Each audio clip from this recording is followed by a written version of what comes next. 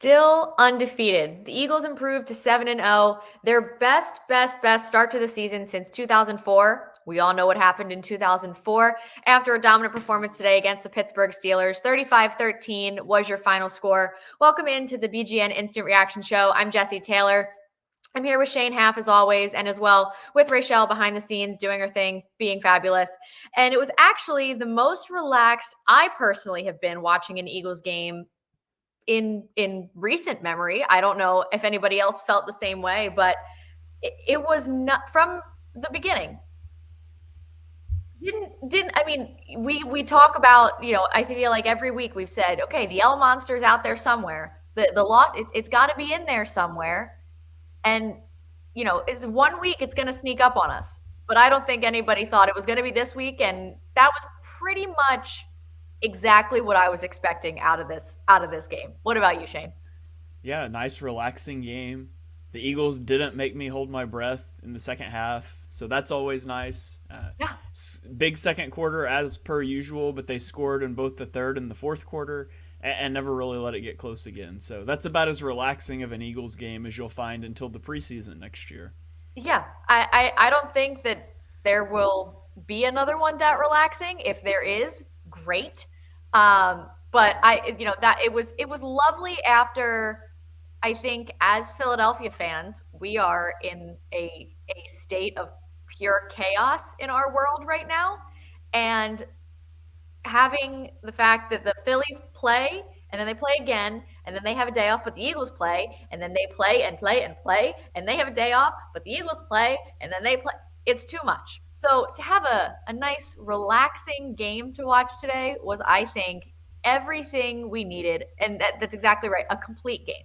We've been talking about it for a really long time. Last season, it always seemed to be very one-sided, and they have been able to put more complete games together. And I would agree that this one, from start to finish, it wasn't up and down in each quarter. I guess the down part was when they yanked all of their starters and got them 9 minutes of rest through the fourth quarter, which was great. But it was definitely a more balanced performance from the team across the whole game. Yeah, for sure. And being able to get those starters out early is big too, Huge. like you said, with the game on Thursday night. The Eagles didn't look sloppy coming out of the bye. They pretty well dominated whistle to whistle, and being able to get your starters out with almost 10 minutes left in the fourth quarter. That just bodes well for playing a game again in 4 days on the road in Houston, like you said. And so, Yep. I was saying during the week I wanted the Eagles to come out, make a statement, and then park the bus or get their starters out in the second half. So it was nice to see them able to do that. The last thing you want to do off of your bye week is come in and get banged up playing 2 games in 5 days. So Right. Yeah. wins all around there. Yeah, absolutely. And it absolutely, the defense played a phenomenal game, but this is also absolutely true. Jalen had one of his best games as an NFL quarterback. 19 for 28, 285 yards, and 4 touchdowns, which is a career high for him. Longest regular season win streak by an Eagles quarterback at 10 in a row. So he had tied the streaks of McNabb and Carson Wentz with 9 straight. Coming into today was 10. So he is now your record holder there. And they didn't even have a snap in the red zone until the third quarter. I mean, he just, again, I think you said it perfectly. No rust coming out of that bye week. He looked great. Yeah, Hurts looked really good today. Only regret with pulling the starters is we didn't see him hit 300 yards. I would have loved for him Sure. to connect with A.J. Brown one more time. One more time. But that's just being greedy. I thought he played a really good game. We can nitpick some things. Sure. The play before the second touchdown, he had a clean pocket he could have stepped up into, and he ends up getting his arm hit, and that could turn into a negative play. It doesn't. They score on the next play, but there's little things. The Devontae Smith drop, if you want to call it that, there was a miscommunication between Hurts and Smith. I think wanted him to sit down instead of throwing him contact, and Smith kept running, and you get a lack of execution there. But those are little nitpicks that we could go over. But the reality is the Eagles played a phenomenal game. Offensive side of the ball, the defensive side of the ball, We won't talk about special teams, but the offense and the defense did everything that you could have asked them to do in this one. And coming out of the bye week, that's huge. You change up your routine because they're going to play another game on Thursday that's also not your normal routine, and Yeah. you sort of have a mini bye after that with extra rest. And so a weird part of the schedule here for the Eagles, but they come out and take care of business, and they look really good doing it. Yeah. And that's what you want to see, right? We've, again, another thing that we've seen from the Eagles at times in recent memory has been, you have an opponent coming in that is a bad football team. They're not a good football team. Good pieces, not a good football team at the moment. And the Eagles tend to play down to that level. And that is not what we saw today. Unfortunately, the Steelers are not what they usually are. Their defense is not what they usually are without a guy like TJ Watt in there. And Kenny Pickett's a rookie, still trying to figure it out. Their offensive line is not great. They've improved in recent weeks, but still not great. So it was good to see them not play down to an inferior opponent and actually, utilize all of the things that they have in their arsenal to just continue to pile it on, not, take the foot off the gas in the second half and really just complete performance, like you said, whistle to whistle. The most encouraging thing to me offensively was it looked like the Steelers came out and they tried to blitz quite a bit early in the game, and Hurts just made them pay. And that's not something we've seen from the offense so far. We've seen the book on the offense before the bye was that they don't struggle often, but if they do, it's because you're blitzing them. And so I thought the Steelers came into the game with a heavy game, and they just take. Now, granted, it's the Steelers, and they've got a banged up secondary, and TJ Watt's out, but if they can continue to build their arsenal against the blitz specifically, that's going to be huge as they get down the stretch and they start to face some playoff teams, which it may just be other NFC East teams that they get to play the rest of this year that'll be playoff teams. But as you get into the playoffs, being able to have those answers against the blitz is going to be key. Yeah. Yeah. And I obviously, we have to get into it. There's the biggest story of today and the most impressive thing that we saw today is what the Eagles went out and did in the offseason and brought in A.J. Brown. I mean, 6 receptions, 156 yards, 3 touchdowns. Those are the numbers. But when you look at some of the things that he is just able to do on the field, he is there are 300-plus pound men on that field, and A.J. Brown still might be the strongest person on the field at times. The way that he commands a defense's attention, but it doesn't even matter, is unbelievable. You love to have, the first touchdown was one of those like, F it, AJ's down there somewhere heaves. But you love to be able to have a person like that, right? Like you love to be able to just kind of say, I'll throw it up there and he'll come down with it. If he's down, if he's in the area, he'll probably come down with it. The other two were dimes. That one was just kind of a, maybe. Yeah, that first one, I'm going to go ahead and say that first one was an ill-advised throw. Like, if that was the third one, I would have said that was just a heat check. It wasn't. It was the first one, and probably shouldn't have made that throw, but Brown goes up and makes an incredible play. And it's just, again, how difficult it is to defend the offense. Do you want to blitz? Well, if you're going to blitz, you're going to have single coverage on guys, and A.J. Brown's going to win those reps. Or if you don't have single coverage, you've got 2 safeties high and you're blitzing, that means we can throw our screens to Dallas Goedert, to Devonta Smith. It's so difficult to stop an offense that can run. They can use their quarterback in the run. They've got guys that can win downfield. Their screen game is on point. They've got an elite offensive line and screen in the run. Jason Kelce is so good at pulling out. I don't know the offense. I really don't. Yeah. And so let's stick on A.J. Brown for a little bit. We actually, like we did earlier in the season, we have Jonny Page again with us today to look at A.J. Brown's second touchdown, the 3rd and 8, which is just, they're all so pretty to watch. I could watch them all over and over again, but that's the one that I think we're going to talk about a little bit more. Yeah, I mean, they weren't all very pretty. The first one, as Shane mentioned, was an interesting decision. Interesting decision, but it's pretty in the way that as an Eagles fan, we have not had that for so long. Do you know how much fun it is to sit and watch players make normal catches? That's not normal. We don't get that here all the time. So things like that, when you have a quarterback that can just go and chuck it straight up in the air in an ill-advised decision, absolutely correct. And you still come down with a touchdown. There was a great video when they cut to AJ Brown. You could almost see on his face. He'd like slowed down. He was like, this ball's not coming. And then all of a sudden he was like, oh, the ball's coming. And which was brilliant. It was brilliant to see. Anyway, right. I thought I'd break down the second one. I was umming and ahhing between the second one, the third one, or the fourth one today to Zach Pascal. I went for the second one because Shane's already mentioned it. It was 3rd and 8, and the Steelers are blitzing. And this is something that we know is going to happen, because this is what teams do against the Eagles. And the Eagles basically changed up how they handle the blitz today, which was interesting. It's a really interesting play because there's a lot of people online like myself who talk about scheme a lot. And I think sometimes people get a bit confused by scheme, because scheme is important, but players are still more important. Right. So the Eagles don't do anything in particular that are very fancy. They basically line 3 wide receivers up, 2 on one side. AJ Brown and whoever's next to him is probably Quez, are just running go routes. That's it. It's just a simple, straight up one-on-one on the outside. But what they've done is, firstly, the 2 receivers are lined up very far wide, which means that it's obvious to see which Steelers defenders are blitzing. It's very obvious there are 6 on the line of scrimmage. The second thing is the Eagles don't actually have a hot route. And people have been moaning about this, myself included, that they should have one, but they don't. They leave Gannon to block, and they even waste, I mean, you could say waste, but they use Dallas Goedert as an extra blocker.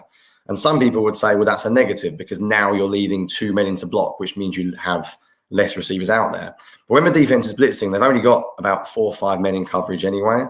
So you know you're going to get single high man coverage, because you can see by the way the Steelers are lined up. And if people out there are wondering, well, the Steelers are idiots then. Why don't you put the safety over AJ Brown's side? If you watch the play, that would leave Devontae Smith one-on-one with literally half the field available. So there is nothing fancy about the scheme on the play. It's simply throwing a go ball, like I'm sure all you do in America. Back in the States when you're young, I didn't do it as much over here, but throwing balls down the park, one-on-one to your mate, it is that simple. But the reason why it's so easy is because what they've done personnel-wise, and they're simply better. That's what I think the important message about that play is that sometimes just having good players is enough. There's no route combination. It's just a great throw and a great route by one of the best receivers in the game. But I also think it's interesting because that's how they decided to handle blitz in this game. It wasn't to add in hot routes. It wasn't to do anything short. It was just basically to go downfield and challenge the Steelers one-on-one. So I think you've got the play here now. But if you look on the left in particular, look at Devontae Smith and look how open he is. Look how much room there is, because that's why the safety can't cheat to A.J. Brown's side. Drive. It's 3rd and 8. Down the field they go, and he's got his second touchdown of the game. A.J. Brown. Unstoppable so far. Drive. It's 3rd and 8. Down the field they go, and he's got his second touchdown of the game. A.J. Brown. Unstoppable so far. Oh, we're even going to see it twice this time. I know it's only short, and the All-22 will help as well. But yeah, I think Shane spoke about the Eagles dealing with the blitz a lot. We've had quite a lot of conversations off air about how they deal with it. And basically today they just decided to, well, we're going to deal with the blitz by just simply being better than you. And it's a massive advantage as a team and as a coaching staff when you are simply better than the people you're up against. Yeah, and that it's true. Like, what we have not seen from the Eagles for so long, though, is utilizing that.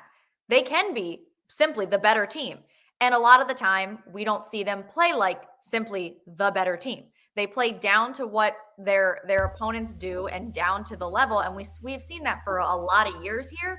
And it's really nice to be able to actually, one, see them go out and get these guys who are clearly the dominant players on the field at any given time. And it doesn't matter, I think, who is on the opposite side of A.J. Brown. He's one of those guys who is always going to be the better player in the matchup he's in. So A.J. Brown apparently just said in his press conference that first touchdown was not supposed to go to him. He said he was running a clear out route for Devonta Smith, and I'll edit his response because this is a family show, but said his reaction was surprise when the ball was coming his way. That's amazing. Yeah, you could literally see it on his face. I have no idea what Hurts was doing there, but we're 7-0, so Hurts played very well. So who cares? Yeah, and I mean, I can't believe that they did it. Then they did it again. They did it again, and put an extra person. They almost over got them. another one too. Like there was another one that it was a 1-on-1, and Hurts put the ball. He put it perfectly over AJ Brown's outside shoulder, and Brown doesn't come up with this one. And I saw people wanting to call that a drop. Like, as good as AJ Brown is, that's still a contested catch situation. Yep. Let's not call it a drop. But Hurts dropped another one in a bucket that could have easily been a big play as well. So Hurts was dropping dimes all over the field today. It was an impressive performance. Yeah, I don't know if I had a different TV copy to you guys, but I didn't see a replay of the final ones for AJ Brown. But it looked to me like he had a step as well, and it looked to me like the ball was pretty good. So I wasn't sure why it wasn't caught. I don't know if you guys saw any more replays than me. We just sort of cut away to the next play over here. But it looked to me like that could have been a completion as well. So I was a little bit surprised. It almost looked like I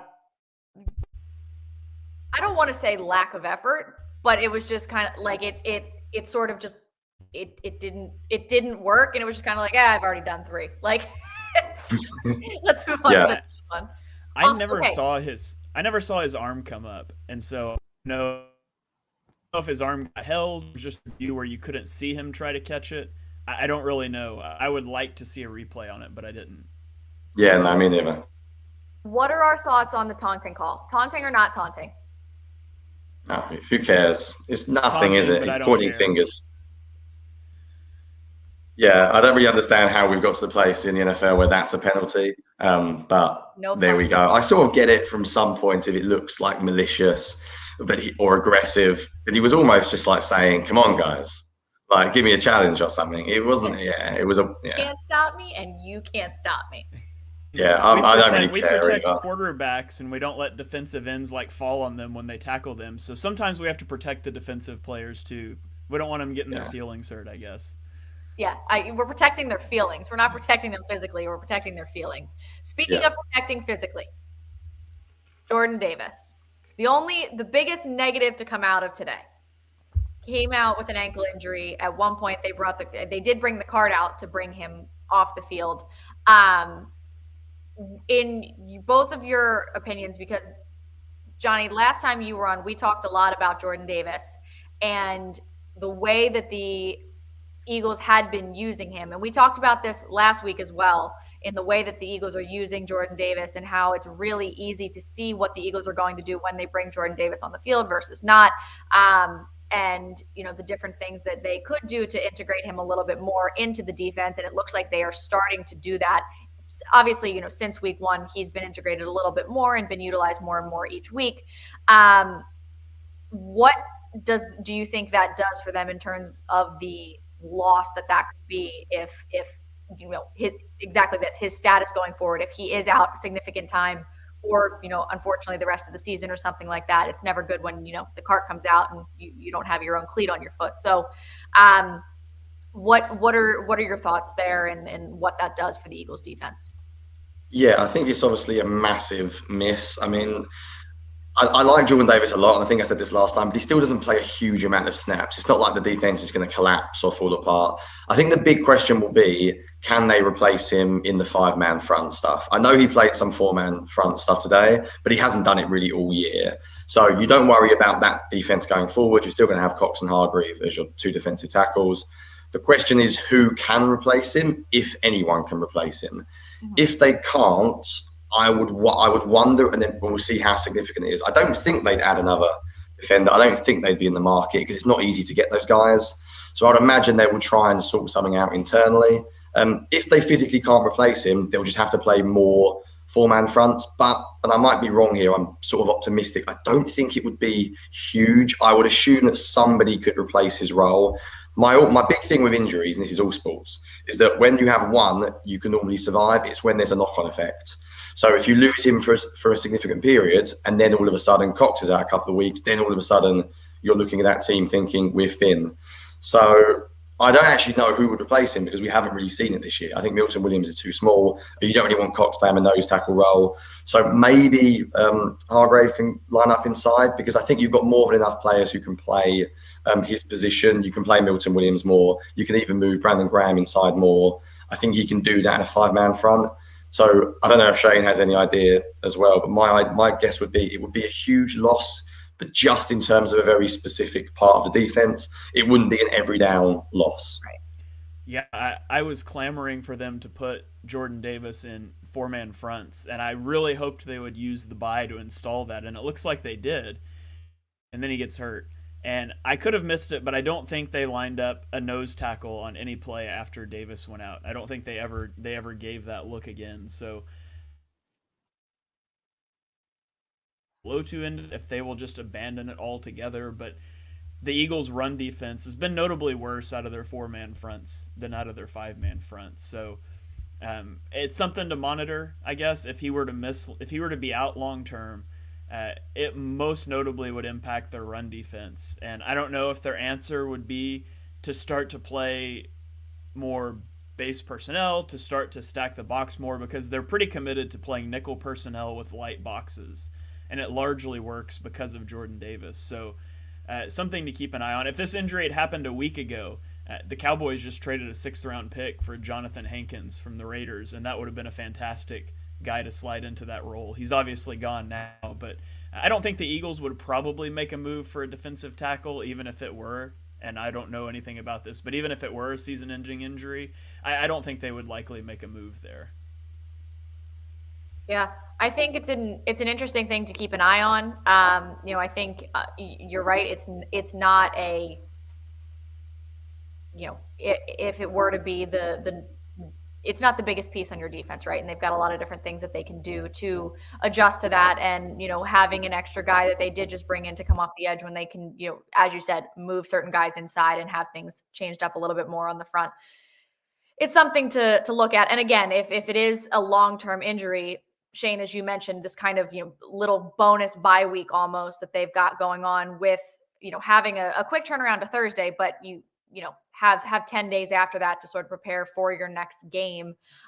Which does that bring them to another NFC East? That's the game where the Commanders are here, correct? I believe is after that. Yes, they do the Texans on Thursday night, and then they have like the long layoff, and then they play the Commanders. Right, and that's until Monday night. So they even have the extra day on the long piece of the schedule there. So, they're able to sort of make adjustments, thankfully, there. But again, knock on wood, all of the wood everywhere. They haven't had a domino effect with any of these little injuries here and there. So hopefully it continues that way. And again, 7-0, and there's really not much to nip. You can get super nitpicky, but there's not even that much to get nitpicky about at this point. I mean, you could talk about special teams, and you don't have to get too nitpicky. Don't talk about special teams. We're boycotting special teams. I refuse to talk about special teams. No. Yeah, I think literally the only thing you could say for the Eagles, and I think it's a shame in some ways, is that there's just not many good teams to play against. Mm-hmm. And it's not their fault. They can only play who's in front of them in the schedule. But to be honest, the only teams that I really do think are up there with the Eagles are the Bills and the Chiefs are probably the two most likely. And I know it'd be nice to win every game, but I would really like to actually play them in the regular season. The Cowboys will be very good with Dak. I think when we play them next time, they'll want revenge. But you can't really, as you said, there's not really much to nitpick. I think we're almost talking about hypotheticals. Well, maybe we can't come from behind in the same way, but then we're never losing heavily, so it doesn't matter. Right. I always think maybe the run defense will be a problem if we fall behind and teams can continuously run. But again, we don't get in that situation. So it's me saying something, but really I can't prove it. I'm just suggesting it might be an issue, but it's a minor point because it hasn't happened. Right. I still think the Eagles' run defense is bad by design in that they're so committed to defending the pass, dropping a roof on the top of teams. I really think in a situation where, a snow game or the other team's trying to bleed out the clock, I do think the Eagles are capable of stopping the run. I think that's just where they choose to be weak. Now, that's speculation because they haven't been in that situation yet this year, and I don't know when they're going to be in that situation. But I do think they stop the run. They devoted themselves to doing it. I just don't think it's near the top of the priority list. So the place to go to figure out if there is a lot of nitpicking and doom and gloom in a 7-0 start to a season is obviously Twitter, because that's where everything doom and gloom exists. So we're gonna have Raichele come in, check in, and see what the vibe is on Twitter, because there's always at least a few that are looking to ruin the, and again, a near perfect game today, 35-13. Are they there? I think that this is probably a record 3-word reaction. I haven't really seen anything this good. So this is a positive. The only negative thing I have seen so far was fire Michael Clay. Okay. That's the only negative thing I've seen. Outside of that, everything, somebody said like be okay, Jordan Davis, of course, but nobody's been calling out anyone. It's been pretty optimistic, pretty positive for the, most point. I saw like Super Bowl bound, only one undefeated, like rest up quick because, short week, smashing bad teams, sexy Batman appearance, a complete game, finally about time. But nothing really has been negative. So we're in a good place, guys. Thank God, because usually Twitter's always good for that just angry doom and gloom. Have we gotten past doom and gloom? Is 7-0 past doom and gloom at least? I hope so. I'm gonna submit to the group that we're overly optimistic now, because the pass before the second touchdown where Hurts got his arm hit when he was throwing, I pointed out he was 12 yards behind the line of scrimmage and he should have stepped up, and you wouldn't believe the amount of people I got. You hate Hurts. Well, no, just one play. He should have stepped up. It's not a big deal. So we may be becoming too overly optimistic as a fan base. I don't know if it's the Phillies being in the World Series, the Eagles being undefeated, but there's something in the air that I haven't felt in Philly before. It's the fan base becoming too optimistic. We don't know how to behave. We're not used to this. There's too much good going on. We don't know how to behave. I don't know how to behave. I don't know how to control any of my emotions at the current moment. There's too many things going on. Usually I am sitting at home, like missing the Eagles when they're on their bye, and I feel empty inside when the Eagles don't play. But I, of course, missed the Eagles on Sunday. But other than that, I really didn't realize that the Eagles were on a bye week, because the Phillies are still playing and November is this week. And I wasn't ready for that to happen. So, and that hasn't happened in 11 years. So I don't know how to behave. So there really is something going on in the air, and nobody knows what to do about it at this point. All this talk about the offense, and we didn't even mention the fact that the defense got 6 sacks. 6. They got two turnovers. They've forced a turnover in every game this season. I don't remember. I had this earlier. I think they're plus 13 in turnover differential right now, or something like that. It's crazy. I think Jonathan Gannon actually deserves, dare I say, quite a lot of credit. I feel like Gannon's become like the punching bag of Eagles Twitter, and like the Steelers score one touchdown, and we were all like, "Oh, we got to fire him." It's like we gave up. I mean, I really like Kenny Pickett, so I'm biased because I liked him pre-draft. But the Steelers' offense have got some decent players. I know they haven't been very good, but they are talented. And I think Shane mentioned about not wanting to stop the run. I feel like people get really upset at the moment that the Eagles play quite passively in the second half and they sit back. But it is because they're normally winning by a lot. It's by design. If you want to take 6-7 yard passes, they will let you have that all day. But the idea is they will then make the big play when it counts. And we had the strip sack. Then we had the TJ Edwards for tipping the ball for the inception at the end. So I'm okay with it. Again, it's hypothetical. I don't think they would play like that in a tight game. So I don't know, because we're not in many of them these days, as we already mentioned. But it's just nitpicking. I feel like overall, I think scheme-wise, Gannon is quite passive, and he always will be. But I think coaching-wise, the players are incredibly well coached on defense. The secondary is probably the best Eagles secondary I've ever seen from a coaching point of view in the last 12 years since I've been watching. Their communication, there's no coverage busts. There's no one walking down the field wide open. It just very rarely happens. So I think it's time to give a little bit of credit to Jonathan Gannon, which will make me really unpopular to everyone listening to this. But I think, what can you say? The Eagles defense continues to play really well. The Eagle, I just looked it up. the Eagles are plus 14 in turnover differential, which leads the NFL. Second place is the Ravens at plus 6. So plus Jeez. 14 to plus 6. It's incredible. Chauncey Gardner-Johnson,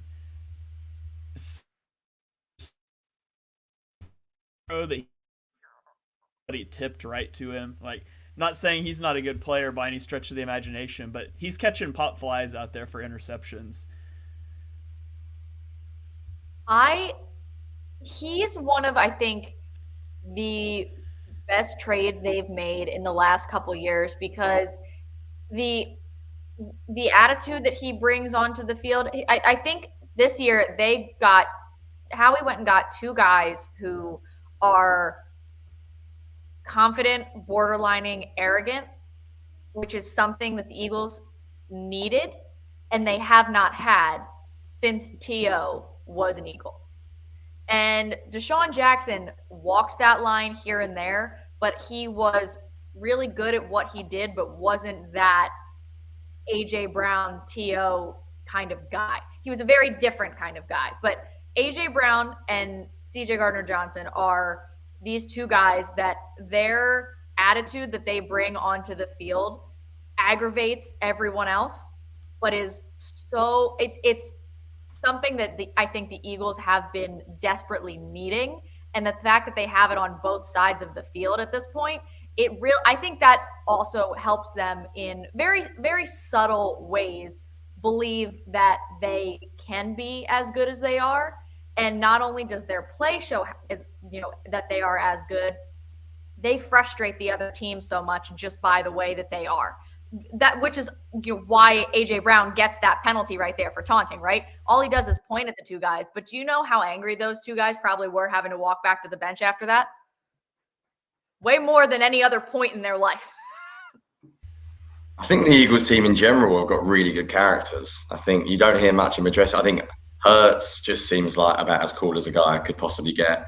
I mean, Can you imagine being Carson Wentz when he walked into a locker room a few years ago? You must you'd give up then, wouldn't you? He's probably the worst backup quarterback of all time to ever have, because he's so cool in everything he does. But the whole team's got an arrogance about them. I like it. I like Jason Kelce getting out the Batman mask. It's good. You're allowed to be arrogant when you're good. These aren't normal people. They're elite athletes who do things with millions of people watching. Arrogance is completely fine in athletes. It's what you expect. There's no way they get to that level without being incredibly self-confident. And I think you're right. I think the additions that they made, in particular, A.J. Brown, is such a culture setter. And thank goodness the Titans decided that he wasn't worth paying, because it's a huge win for us, because he is everything you could have possibly hoped. I was actually surprised when I went back and watched him when we signed him, just how good he was.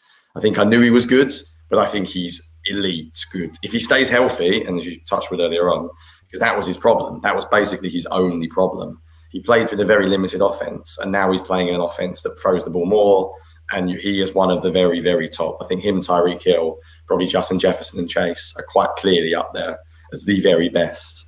So we're very happy, and he's great fun to watch every week as well. And it's cool just seeing how much he is helping Jalen Hurts become a better quarterback. Jalen Hurts is going to have to credit him in helping him to develop. So I saw somebody tweeting about that earlier, and I just thought that was significant. So yeah, shout out to A.J. Brown. He's definitely doing his thing. He's also only 25. Which is wild. 25 years old. I can't imagine not wanting to pay that man and then trading him away. It's crazy. Somebody, they pointed out during the game, I'd seen it before the week, he's young, and I just never thought about that before.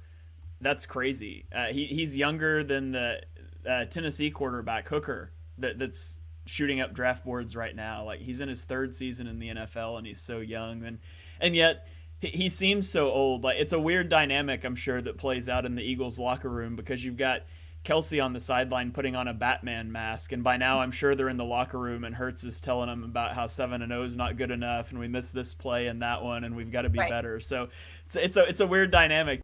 You got the 24-year-old, and then you've got all the vets that are arrogant and having a good time, and Jalen Hurts is all business. He's like, no, we missed this one play. We should have scored 3 more points. The future of the Eagles is extremely, extremely bright with some of these young additions that they have made. And for the entirety, for the end of the 2019 season and the entirety of the 2020 season, it did not look like it was going to be a very quick turnaround to figure it all out and to be competitive in a division that was working on getting competitive, right? Like the Giants had just gotten the guy that they thought that was going to be their franchise quarterback and is playing well this year, and they were adding pieces here and there. Obviously, like the Cowboys had what they wanted in their franchise quarterback, and they were just adding weapons left and right and building up their defense. And the Commanders are also there. And you were looking at this thinking, okay, well, has the window of some of the young talent that they were starting to get closed? How are they going to be able to turn this around and compete at not only the top of, you can't even talk about the top of the NFC because you have to talk about the division itself to be able to get anywhere at this point. So the quick turnaround that they have had and that they are still sitting on top of this division that is one of the best divisions in football right now is extremely, extremely impressive. And I think Howie did an excellent job fixing a lot of problems, albeit problems that he created himself, but has done an amazing job to rectify all of the glaring issues that the Eagles have had. And you'd never know that we had a, 2019, 2020 like we did. You'd never know some of the BS that was coming out of the locker room then. You would never, ever, ever think that 2 years later we would be sitting where we were. So it's extremely impressive that they're where they are at this point. I'm still floored by it, honestly. Yeah, if you get the right quarterback, you can turn a franchise really quickly. And this season was about evaluating Jalen Hurts, and I think they've accomplished that evaluation. Yeah, I mean, 7-0. What are you going to complain about at this point? Nothing, absolutely nothing. But they're going to turn around and short week. We'll see what they do, and we'll be back to talk about more football on Thursday night because they're going to be 8-0 by then. I'm just going to speak it into existence. So thank you for jumping on with us today after a very relaxing Eagles game. Wonderful to watch. The Eagles are 7-0. Hopefully be 8-0 by Friday. Hopefully, the Phillies will have how many games? Hopefully the Phillies will have won the World Series by then. So, and it'll just be oh God, can you imagine if the Phillies win the World Series and then the Eagles go 8-0 and then it's Friday? So that'll be oh goodness gracious. Pray for the city of Philadelphia, ladies and gentlemen. That's all I can say. But thank you so much for jumping on with us. Make sure you're subscribed everywhere for all of BGN's content coming out this week. It'll be a lot crammed into a short amount of time because it is a short week. So all of the episodes that you're usually getting going to be coming out rapid fire. For myself, Shane, Jonny, Raichele, thank you so much for jumping on with us today, and go Birds. Go Birds.